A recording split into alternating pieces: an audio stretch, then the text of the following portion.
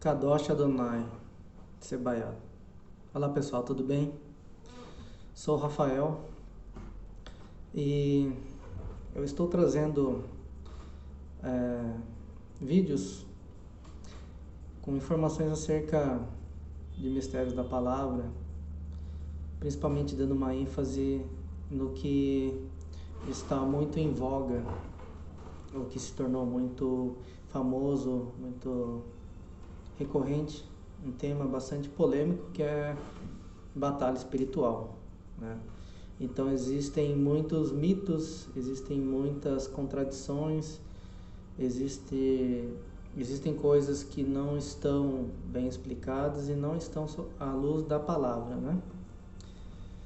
Então é um tema bastante abrangente, bastante complexo, mas como vivemos tempos difíceis, é importante que todo aquele que busca a verdade, todo aquele que quer viver em comunhão com Deus, sem sofrer as consequências de maldições diretas e indiretas, é interessante que conheça o mínimo possível sobre o assunto, tá? Porque nós não estamos sozinhos aqui e a nossa luta não é contra carne e sangue, conforme diz no livro de Efésios 6:10. Então, do que se trata esse tema tão polêmico? No início, quando criou Deus os céus e a terra, criou entre isso todos os seres espirituais.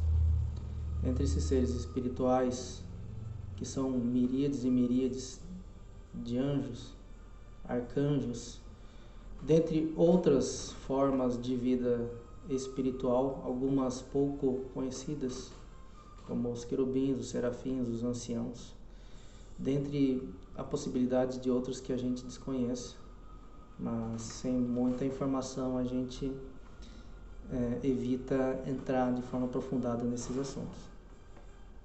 Mas acerca de batalha espiritual, há algumas incógnitas, alguns sofismas também. Por exemplo, não existe uma guerra entre Deus e o diabo. Isso nunca existiu e isso nunca existirá. À luz das Escrituras não existe essa possibilidade, porque só há um ser capaz de deter as faculdades de onisciência, onipresença, né? E onipotência. Então Deus pode criar, Deus pode estar, e Deus sabe de todas as coisas. Onisciência trata-se disso. O diabo ele não pode estar em todos os lugares, ele não sabe de todas as coisas. E ele tem poder, e nós vamos falar sobre isso. Mas ele tem poder limitado e temporal. Então ele não pode fazer tudo o que ele quer na intensidade que ele quer, mas ele pode muito. Então é importante que nós saibamos sobre isso. Desde o início, o diabo ele é homicida e o pai da mentira. Essas são as suas obras e as suas únicas atribuições primárias. Tudo que a gente adiciona a ele é no mínimo questionável, razoavelmente questionável, tá? Então, quando Jesus se manifesta enviado por Deus, ele vem para cumprir alguns pontos em comum. Dentre eles, vencer a morte, porque a morte era um grande encargo para toda a humanidade até então. As pessoas tinham muito medo da morte. E a morte, para aqueles que não sabem, a morte é um espírito que toma vida no Éden. A partir da queda de Adão e Eva, através do decreto de Deus, quando Deus diz: se comeres do fruto, morrereis, né? Então a morte ela não existia até então.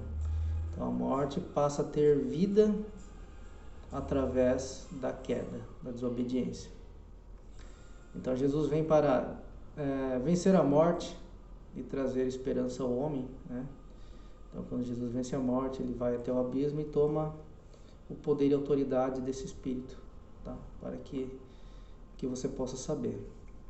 Tanto que muitas pessoas já tiveram experiência com esse espírito da morte. Além disso, Jesus vem desfazer as obras das trevas. Então, até o advento da vinda e da vitória de Cristo Jesus, todos nós vivíamos uma opressão sem precedente.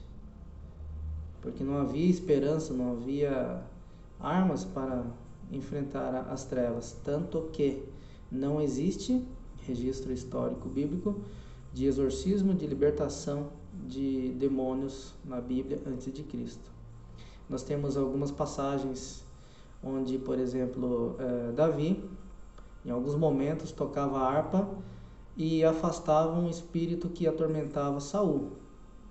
Mas o espírito imundo, né? Ele se sentia atormentado e ia embora. Mas em nenhum momento a gente vê o uso da autoridade, de uma autoridade eficiente, eficaz, para uma libertação plena. Então não ocorre um processo de libertação. Então o espírito se sente oprimido, ele sai, mas ele volta, sai e volta, né? Então são poucos relatos como esse nas Escrituras. Então, apenas através do advento de Cristo, passa o homem a exercer autoridade sobre as trevas. Então isso é importante. Outro importante advento da vinda de Cristo.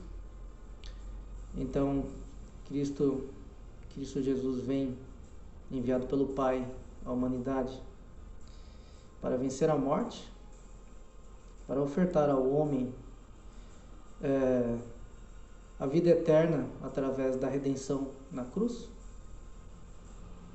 Ele vem para desfazer as obras das trevas, porque o diabo e todo o seu exército de anjos caídos, que são 1/3 dos anjos criados por Deus, já estavam operando na terra de forma livre, desde então. E por final, claro, a gente pode estar incluindo muitas coisas além desses 4 pontos que eu trago, mas são 4 pontos que eu considero cruciais. E um quarto ponto seria inaugurar na terra o reino de Deus. Tá? Então Cristo vem desfazer as obras das trevas, vem vencer a morte, porque quando Cristo vence a morte, ele inaugura a ressurreição, que nos é ofertada através dele, através da fé em Cristo, né? Através de um novo nascimento. Vence a morte, desfaz as obras das trevas na terra e todo o seu sofisma, suas filosofias de engano e de mentira, principalmente ligadas a todas as correlações religiosas de ascendência espíritas que trazem no seu cerne a reencarnação. Então Jesus vem e destrói na base todas essas filosofias, ideias, religiões até então. E por fim, inaugurar o reino de Deus. Então o reino de Deus ele já começou. Ele já está aqui entre nós. Ele não é tácito, mas ele pode ser sentido, né? Pode ser vivido. E diuturnamente, filhos de Deus que buscam, que pagam um preço, estão conhecendo e tendo experiências com este reino que já aqui está. Então, a partir de uma guerra nos céus que acontece, que nós não temos informações exatas e muito precisas, né? Mas nós temos aqui algumas passagens bem interessantes. Deixa eu encontrar aqui especificamente. No livro de Apocalipse, temos aqui uma passagem no capítulo 12, 3, 4, que diz o seguinte: E viu-se outro sinal no céu, e eis que era um grande dragão vermelho, que tinha 7 cabeças e 10 chifres. Aí tem um mistério que dá para abordar num outro momento. E sobre as suas cabeças 7 diademas. E a sua cauda levou após si a terça parte das estrelas do céu, e lançou-a sobre a terra. E o dragão parou diante da mulher que havia de dar à luz, para que, dando à luz, lhe tragasse o filho. Então, é uma passagem que tem um cunho profético, mas ao mesmo tempo traz a denotação de um fato ocorrido, que é a queda desses anjos com o seu líder, o seu arquiteto maldito, do querubim ungido, Satanás, que não é Lúcifer, tá? Porque Lúcifer é um erro de tradução da Vulgata. Essa palavra não existe na Bíblia original, tá? Nós conhecemos ele por Satã, Satanás, Diabo, o príncipe das trevas, príncipe da potestade dos ares, o acusador, né? Então basta, o dragão. E continuando Apocalipse, no mesmo capítulo 12, 7 e 9, há uma outra revelação também bem interessante. E essa revelação, ela explica o início de todo esse mal que a gente vive. Tá? O primórdio do mal antecede o Éden. Então, Apocalipse 12, 7 a 9. Preste atenção. E houve batalha no céu. Miguel e os seus anjos batalhavam contra o dragão. E batalhavam o dragão e os seus anjos. Mas não prevaleceram, nem mais o seu lugar se achou nos céus. E foi precipitado o grande dragão, a antiga serpente, chamada o diabo e Satanás, que engana todo o mundo. Ele foi precipitado na terra e os seus anjos foram lançados com ele.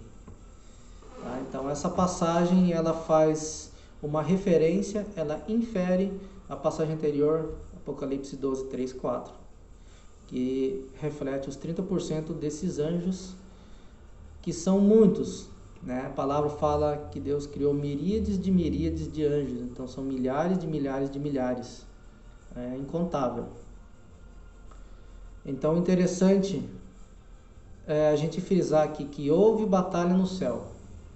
Miguel e os seus anjos batalhavam contra o dragão. Então Miguel é um anjo, né, também chamado de arcanjo por muitas tradições, também referenciado como o próprio Cristo em algumas interpretações, mas de fato o que se trata que é um anjo especial de Deus que recruta anjos para lutar contra esses anjos rebeldes, e eles prevalecem, vencem esses anjos rebeldes, liderados pelo grande dragão, né, que é Satanás, e eles são o quê? Expulsos, precipitados dos céus. Ou seja, aqui existem alguns pontos para a gente desmistificar coisas como guerra entre Deus e o diabo. Então nunca existiu, não existe registro disso. Ninguém pode lutar contra Deus, não há essa possibilidade. Então houve uma guerra entre os anjos, né? Os anjos rebeldes se rebelaram e foram expulsos pelos demais anjos de Deus, liderados por Miguel. Então, na verdade, é isso que aconteceu, tá bom? Então, no próximo vídeo, a gente faz uma abordagem agora um pouquinho mais minuciosa acerca de quem é o diabo, do que se trata esses anjos caídos, tá? Quem são eles, o que são demônios. Então vamos adentrar um pouquinho nesse aspecto, para não ficar muito extenso esse material, vamos compartilhando ele, tá bom, pessoal? Então, só para ficar muito claro, todo mal que nós enfrentamos no mundo, o mal original, ele surge no plano espiritual superior, em uma batalha onde anjos se revoltam contra o governo de Deus e não existe mais espaço para eles lá.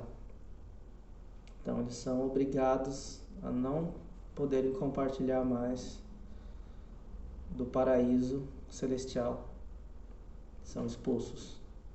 Então uma guerra aconteceu no passado, uma violenta batalha, que a gente não tem uma compreensão exata de como foi isso, o tempo que durou, o tempo que aconteceu, até porque nós estamos aprisionados num tempo e espaço denominado de Cronos, né?